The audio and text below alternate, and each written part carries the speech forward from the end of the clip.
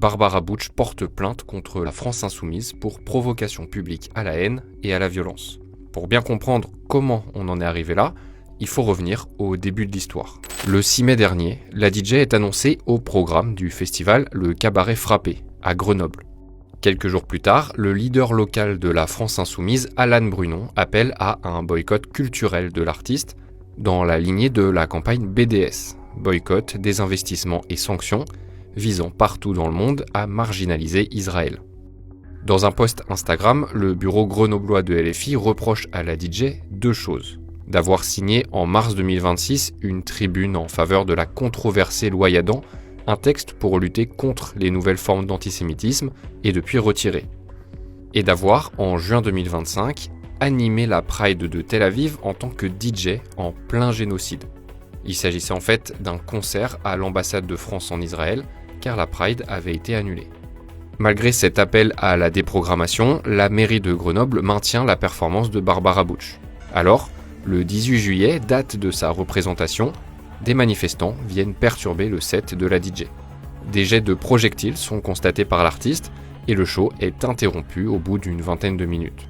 Le 20 juillet, dans une tribune publiée par Le Monde, la DJ et son avocate accusent ces perturbations d'être motivées par l'antisémitisme. Une enquête pour délit d'entrave concerté aux libertés est ouverte par le parquet de Grenoble. Depuis, les réactions d'indignation à l'encontre de LFI, venues de différents partis politiques, se sont multipliées.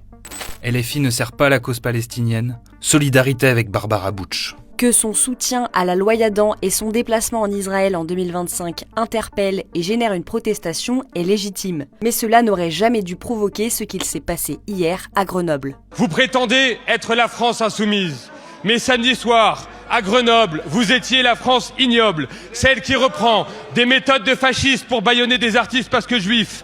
Vous étiez la France infâme, celle qui décide quel DJ a le droit de monter sur scène ou non. Vous étiez la France intimidante, celle qui ne se bat qu'à 100 contre 1 et toujours en meute. Vous étiez la France indigne, celle qui hurle pour couvrir toute autre parole que la sienne. Mais vous étiez surtout la France antisémite, celle qui considère que ce fléau est résiduel et qui fait du juif un ennemi.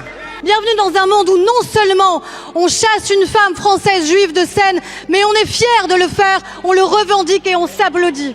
Interrogés sur le sujet, les responsables de la France Insoumise se défendent des accusations d'antisémitisme et dénoncent les violences.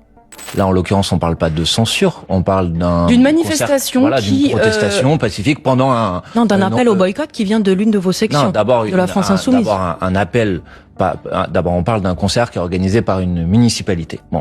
Et vous avez des élus insoumis qui ont pris position contre l'organisation de ce concert. Ensuite, la municipalité de Grenoble a décidé de maintenir ce concert et il y a eu une protestation pacifique, à ma connaissance. Pas tout à fait pacifique, Manuel Bompard, pas tout à fait. Et en tout cas, s'il y a eu des choses qui sortaient du cadre pacifique, je les désapprouve absolument. Je ne serai jamais d'accord, ni avec les insultes, ni avec des jets de projectiles s'ils ont existé. Mais ils ont existé, Mathilde Panot. Je les condamne.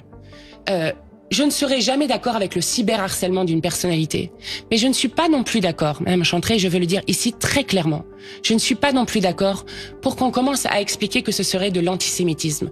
Lorsque je soutiens Barbara Butch face au cyberharcèlement de l'extrême droite, cela démontre bien que nous ne nous en prenons pas à la personne et encore moins à la judéité de la personne. Insuffisant pour Barbara Butch. Le 23 juillet, la DJ et son avocate annoncent sur France Info déposer plusieurs plaintes, qui visent notamment la France Insoumise, pour provocation à la haine et à la violence. Quand l'extrême droite et la gauche radicale se retrouvent sur un sujet, c'est quand même un signe de quelque chose de très grave qui est en train de se mettre en place. La DJ assure également qu'elle sera de retour sur scène dès samedi dans Lyon, alors que les représentants LFI dans le département appellent à son boycott.